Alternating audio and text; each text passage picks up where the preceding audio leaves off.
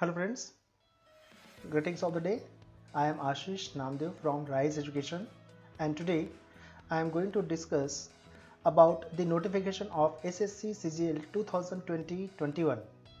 So be with me for the next few minutes. So let's begin with the combined graduate level exam.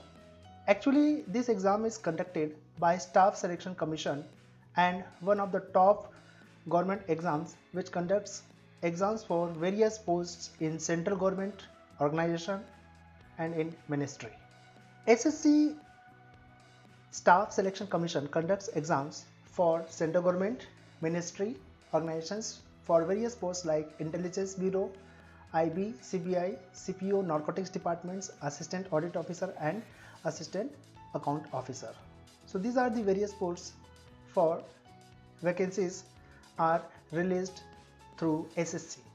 This is one of the top 5 government jobs as a job in SSC CGL. It provides an attractive pay scale and one of the sought after government jobs after graduation. In this examination, the selected candidates will be posted in non-technical Group B and Group C non-gazetted posts in various departments of central government. So let's see some more information. इसमें मैं चर्चा करूंगा आपसे about the details of examination, eligibility criteria, how to apply, and also we will be discussing here about the exam patterns. So let's begin with this. It's a notification. As you all know about the notification for SSC CGL 2020-21, it has been released on 29th of December and the online application is available from December 29 to January 31st. It means we have a month of time to apply for the posts to fill the form. तो यहाँ पर ये जानना बहुत ज़रूरी है कि इस एग्ज़ाम का नाम क्या है. तो ये एग्ज़ाम है SSC CGL 2020-21 and this examination is conducted by Staff Selection Commission. Its official website from where you can visit is www.ssc.nic.in. It's a national level examination. If we talk about the eligibility, so minimum qualification for this exam is graduate. Let us talk here about the mode of application. So of course it is online. You can apply online for various posts in SSC CGL 2020-21 and the mode of examination will be online. Computer based test will be there. And if we talk about the posts, so currently the posts released or the vacancy which has been released for two groups, Group B and Group C, and Group B and Group C both under the central government. Now it's time to discuss about the fee, exam fee. Of course, for the candidate who belong to general category and belong to OBC, they need to pay ₹100 for this examination. And for the women candidate or the candidates who belong to ST, SC or person with disability or ex-servicemen or the candidate who are eligible for reservation, they are exempted from the payment of fee. Now it's time to discuss about the vacancies. The exact number of vacancies is 6,506, which is a pretty good vacancy for all the graduates who are looking their career in SSC CGL 2020 and 21. Let us talk here about the pay scale. Actually इसमें जो पे scale है वो पे scale 4, पे scale 5, पे scale 6, 7 and 8 इस प्रकार से पे स्केल इसमें दिए गए हैं. मैं यहाँ पे केवल पे स्केल 4 और पे स्केल 8 के बारे में आपको बता रहा हूँ. इससे आपको एक आइडिया हो जाएगा कि बाकी जो अदर पे स्केल्स हैं उसमें सैलरी कहाँ किस रेंज तक हो सकती है. सो पे स्केल 4 की जो सैलरी होगी वो अराउंड 32,000 से 35,000 पर मंथ की होगी। और पे स्केल 8 के बारे में अगर हम बात करें तो सैलरी 50,000 से 55,000 पर मंथ के रेंज में होगी। ठीक है, चलिए अब हम चर्चा करते हैं यहाँ पे age limit. So age limit for group B is 18 years to 30 years of age. Minimum qualification for group B is 18 years and maximum it goes up to 30 years of age. And also for the same group B, the age group also 20 to 30 years of age. It means the candidate whose age group lies between 20 to 30, they can apply for the post. Okay? And for junior states post, the age is 18 years to 32 years of age. चलिए अब यहाँ बात करते हैं group C के लिए। तो group C के लिए जो एज ग्रुप है वो minimum 18 to 27 years of age है। For the post of income tax officer the age criteria is given minimum 18 years and maximum 32 years of age. अब यहाँ पे देखते हैं permissible relaxation in upper age group. ठीक है, तो सबसे पहले यहाँ पे है कोड, कैटेगरी एंड रिलैक्सेशन। इसके बारे में ब्रीफ यहाँ पे हम लोग देख लेते हैं कि जैसे कि यहाँ पर है कोड 101 है। कोड 01 और ये जो कोड है वो कैटेगरी ST SC के लिए है और अपर एज में रिलैक्सेशन उनके लिए है 5 years। सिमिलरली अगर हम कोड 2 के बारे में बात करें, ये कोड 2 है वो OBC कैटेगरी के लिए है और इन्हें एज में रिलैक्सेशन 3 years का दिया जा रहा है। कोड 3 के बारे में हम डिस्कस करें तो ये कोड 3 जो है वो PWD कैंडिडेट्स के लिए है, पर्सन विथ डिसेबिलिटी जो कि अनरिजर्व कैटेगरी में आते हैं उनके लिए 10 years का यहाँ पर एज रिलैक्सेशन दिया गया है। इसी प्रकार से कोड 4 की यह भी PWD OBC कैटेगरी के लिए है जिसमें 13 years का एज रिलैक्सेशन दिया गया है। लाइकवाइज अगर हम कोड 5 के बारे में बात करें तो कोड 5 है ये PWD SC ST कैंडिडेट्स के लिए है जिन्हें एज ग्रुप और relaxation in upper age limit is 15 years। Code 6 के बारे में अगर हम बात करें तो कोड 6 जो है वो एक्स सर्विसमैन के लिए है जिन्हें एज रिलैक्सेशन 3 years का दिया गया है। कोड 8 ये उन डिफेंस पर्सन्स के लिए है जिन्होंने रिटायरमेंट ले लिया है। ठीक है, defence persons disable in operation during hostilities with foreign countries और in a disturb areas and released as a consequence thereof. तो ऐसे डिफेंस पर्सनल के लिए 3 years का एज रिलैक्सेशन दिया गया है। कोड 9 को अगर हम देखें तो ये सेम डिफेंस पर्सनल हैं जो ST और SC कैटेगरी को बिलोंग करते हैं, उन्हें 8 years का एज रिलैक्सेशन दिया गया है। इसी प्रकार से अगर कोड 10 और कोड 11 की बात करें तो कोड 10 जो है वह सेंट्रल गवर्नमेंट सिविलियंस के लिए है जिनका age 40 years means up to 40 years of age they can apply for this post. अगर हम कोड 11 के बारे में बात करें तो कोड 11 भी ये सेंट्रल गवर्नमेंट सिविलियंस के लिए है, उन्हें एज में रिलैक्सेशन 45 years तक का दिया गया है। कोड 12 ये उन महिलाओं के लिए है जो विडोज़ हैं और डिवोर्सी हैं और ऐसे विमेन जो कि जुडिशली सेपरेटेड हैं and who are not married, इनके लिए age relaxation up to 35 years तक दिया गया है। कोड 13 भी ऐसे फीमेल्स के लिए है जो विडोज़ हैं, डिवोर्स्ड हैं और जुडिशली सेपरेटेड हैं and they are not married but they belong to SC ST category, so the relaxation is given up to 40 years। चलिए अब बात करते हैं यहाँ पर क्वालिफिकेशन के लिए। तो एनी ग्रेजुएट, जैसे कि मैंने आपको पहले ही बताया था कि SSC CGL ये ग्रेजुएट लेवल एग्जामिनेशन है। इस एग्ज़ाम के लिए कोई भी कैंडिडेट जो ग्रेजुएट है वह अप्लाई कर सकता है इर्रिस्पेक्टिव ऑफ देयर स्ट्रीम्स।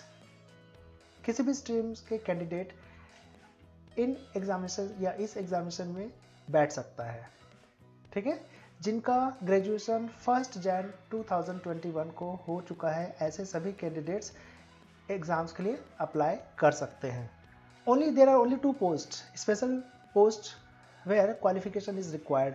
वो कौन कौन से ऐसे 2 स्पेशल पोस्ट हैं जिनके लिए क्वालिफिकेशन, स्पेशल क्वालिफिकेशन की जरूरत पड़ेगी, वो देखते हैं। सबसे पहले इसमें 8.1 assistant audit officer and assistant account officer.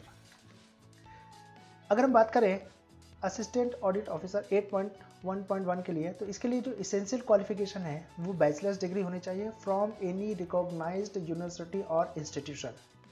ठीक है, अब बात कर लेते हैं यहाँ पर डिजायरेबल क्वालिफिकेशन। डिजायरेबल क्वालिफिकेशन में सीए, चार्टर्ड अकाउंटेंट्स और cost management accounts, company secretary और मास्टर्स इन कॉमर्स और मास्टर्स इन बिजनेस स्टडीज़ और एमबीए इन फाइनेंस, और ऐसे कैंडिडेट्स जिनके पास मास्टर्स इन बिजनेस इकोनॉमिक्स की डिग्री है, वो कैंडिडेट असिस्टेंट ऑडिट ऑफिसर के लिए अप्लाई कर सकते हैं। ठीक है, अब बात करते हैं यहाँ पर जूनियर स्टैटिस्टिकल ऑफिसर। ठीक है, जूनियर स्टैटिस्टिकल ऑफिसर के लिए जो क्वालिफिकेशन है वो है, इसेंशियल क्वालिफिकेशन में आता है इनका बैचलर्स डिग्री होनी चाहिए इनके पास। ठीक है, किसी भी सब्जेक्ट में bachelor's degree and 12th standard में अप टू 60% मार्क्स होने चाहिए मैथमेटिक्स में, और बैचलर्स डिग्री होनी चाहिए in any subject with statistics as one of the subject at degree level. 8.3 है फॉर ऑल अदर पोस्ट। बाकी जितने भी जो अदर पोस्ट निकली हुई हैं उन सभी के लिए मिनिमम क्वालिफिकेशन पे बैचलर डिग्री का होना कंपलसरी है। केवल 2 ऐसे पोस्ट हैं, जैसे कि मैंने अभी डिस्कस किया, assistant account officer and assistant audit officer. इनके लिए ये इसेंशियल क्वालिफिकेशन की ज़रूरत पड़ेगी। चलिए अब बात करते हैं यहाँ पे हम कैसे अप्लाई करें। तो अप्लाई करना है एकदम आसान है, आपको केवल जाना है एसएससी के जो गवर्नमेंट साइट है www.ssc.nic.in पर जाना है और वहाँ पर आपको अप्लाई करना है। ठीक है, अब ये देखते हैं यहाँ पे स्कीम ऑफ एग्जामिनेशन क्या है। तो examination will be conducted in 4 years as given below. ये जो एसएससी एग्जामिनेशन है इसके 4 ईयर्स होंगे, और कौन कौन से ये टीयर्स हैं इसके बारे में बात करते हैं यहाँ पे। So let's talk about tier 1। Tier 1 which is a computer based examination, objective type of questions will be asked, and tier 2, this is also a computer based examination, objective type of questions will be asked in this exam. Tier 3, this will be pen and paper mode, means descriptive exam रहेगा आपने। इस descriptive exam में आपको essay writing, letter writing, precis writing, Hindi या English किसी भी language में आप इस एग्ज़ाम को लिख सकते हैं। अगर हम टीयर 4 के बारे में बात करें, तो टीयर 4 में आपका कंप्यूटर प्रोफिशिएंसी देखी जाएगी। ठीक है, टीयर 4 में कंप्यूटर प्रोफिशिएंसी देखी जाएगी, साथ ही साथ आपको जो डेटा एंट्री स्किल है यह भी चेक की जाएगी।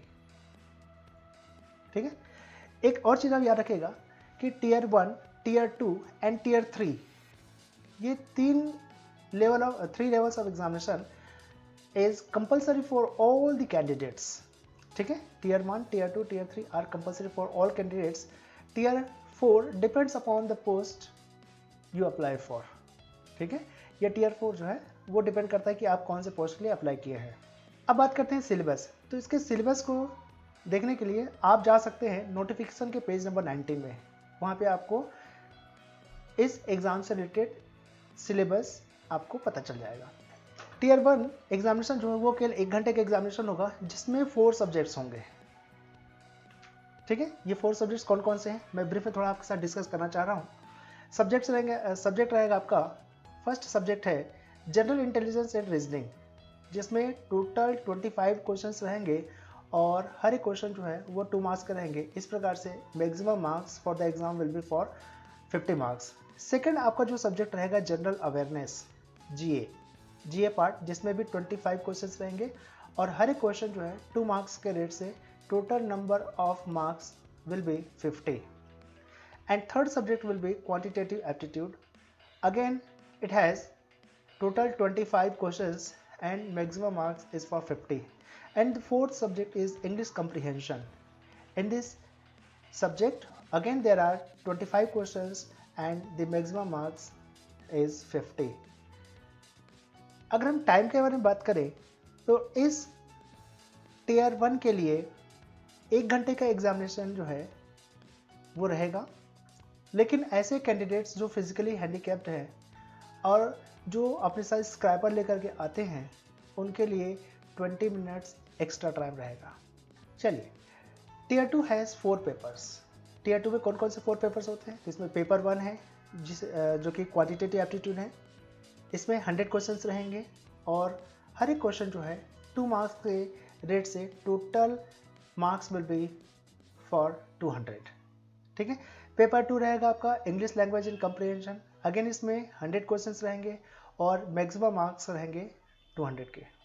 अगर हम पेपर 3 के बारे में बात करें तो पेपर 3 जो है, या देखिएगा, paper 3 is specially for statistics for JSO। Okay, इसमें रहेंगे टोटल 100 क्वेश्चंस और मैक्सिमम मार्क्स रहेंगे 200 के। Paper 4 general studies for AAO। Okay, इसमें भी 100 क्वेश्चंस रहेंगे और ये 200 मार्क्स का मैक्सिमम रहेगा।